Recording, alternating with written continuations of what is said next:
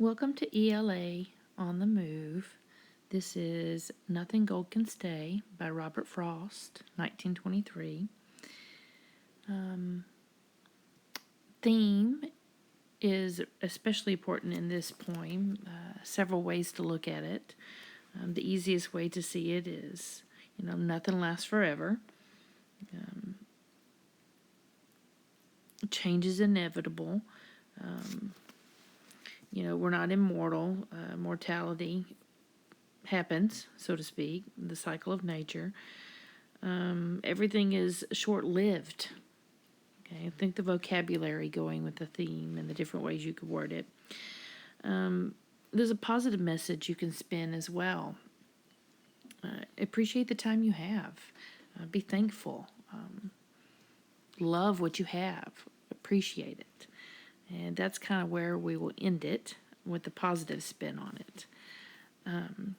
But all of these apply in the respect of they fit a theme of change happens. Appreciate it. Right? Let's look at the figurative language found inside the poem, and then we'll kind of take a look at it line by line. It does have alliteration, personification, metaphor, hyperbole, allusion, and consonants found inside of it. It's a short poem, so they're fairly easy to see and recognize. So one of those things, once you see it, you kind of know it. So it has a AABBA ABB pattern. So make sure you take a look at that and notice the rhyme scheme. Frost is known for his poetic truths through nature and comparisons. So you'll see a lot of comparisons, especially in the figurative language, with nature. And once you start analyzing each line, so take a look at that. Spring, summer to fall. The seasons are definitely represented. A lot of people will say that the whole poem kind of resembles the season cycle. Again, cycles. Earlier I mentioned, the cycle of nature. So, kind of analyze that as you go line by line as well. All right, first up, let's look at the alliteration found in the poem. In the very first line, you'll find that nature's first green is gold. It's kind of a not as easy to see alliteration, but they're there nonetheless. Your second line, you'll notice the hue and hold, all the way down to so Eden sank to grief, has the so and the sank. And then, of course, so dawn goes down to day. The D, and D, which is probably the easiest one to see. So capture that as well.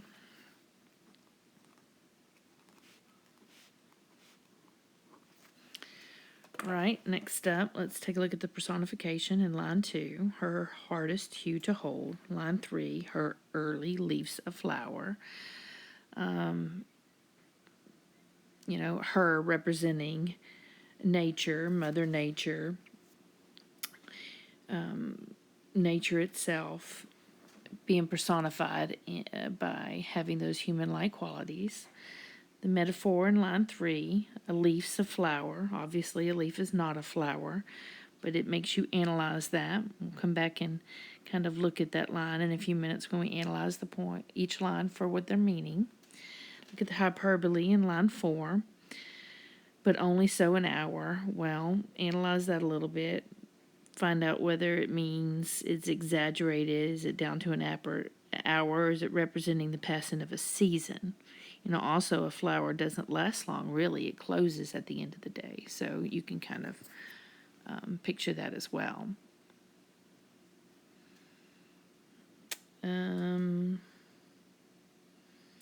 Next up, the illusion. Go find that on line 6. So Eden sank to grief. Eden, obviously representing the Garden of Eden in reference to the Bible.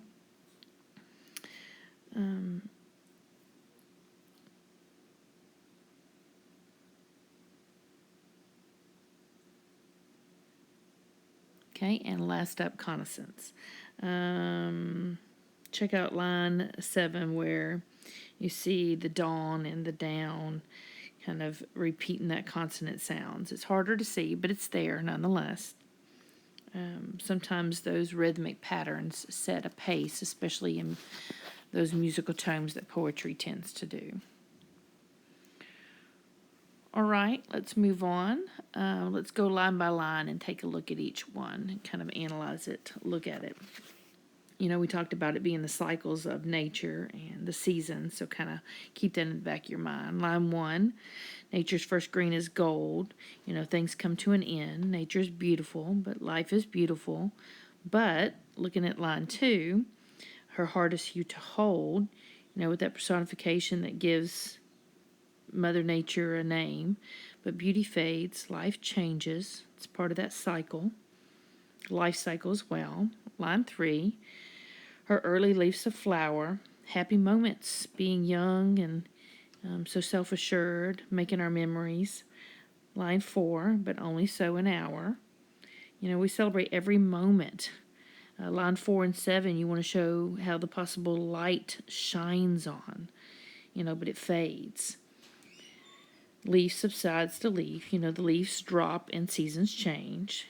And then line 6, so Eden sank to grief. You know, it's not scrutinizing and keeping the poem within a sense of beauty, but it still symbolizes that decomposing, that degeneration, grief, shame, sadness. So dawn goes down today, and nothing gold can stay, which is your ending. And, you know, that theme line that wraps up the poem. Paired texts that you can find inside of teaching this poem with. Monkey's Paw is a fabulous additive where you're making wishes, but, you know, nothing gold can stay. Jack and the Beanstalk is great for this, especially for the younger students. King Midas is a great short story doing mythology. 2 novels to consider, a novella, The Pearl, where it has a terrific ending to fit with the poem Nothing Gold Can Stay. If you've not read it, definitely check it out. And then lastly, if you want to do a historical reference, you can use A Night to Remember, which is Titanic, where they thought it was unsinkable. And, well, definitely nothing gold can stay. Referring back to the theme and bringing it all together with those cycles, nature, life, seasons. You know, nothing lasts forever, but you want to bring it back to that positive spin, that positive message that you want to appreciate the time you have, love every moment, appreciate it, the small things, all of those things to be cherished.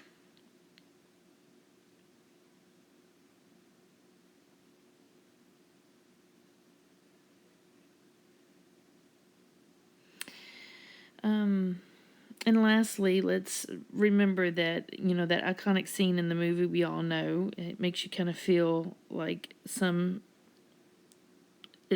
a song going in your head, especially with that last line in the stanza where there's that dawn goes down today, nothing gold can stay.